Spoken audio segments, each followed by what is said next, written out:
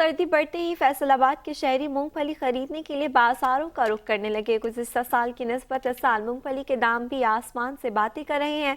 इस हवाले से पूछते हैं अपने नुमाइंदे सलमान से। जी सलमान।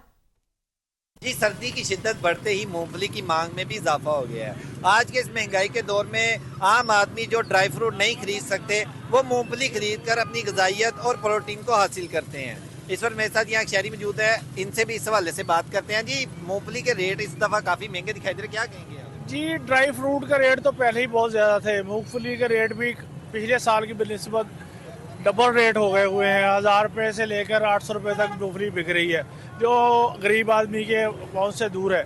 हम हुकूमत से ये मुतालबा करते हैं कि खुदारा कि दीगर अशिया के साथ साथ ड्राई फ्रूट की कीमतें भी कम की जाएँ। जी बिल्कुल, जहाँ मूंगफली की खरीदारी में इजाफा हुआ है, वहीं पे शहरी मूंगफली महंगी होने का शिकवा भी करते हैं। शहरियों का कहना है कि गुज़श्ता साल की निस्बत इस साल जो है मूंगफली के रेट जो है वो काफ़ी ज़्यादा हो गए हैं और शहरियों ने हुकूमत से मुतालबा किया है कि अशिया खुर्द नोश की कीमतों में कमी करके आम आदमी को रिलीफ फराहम करें। जी।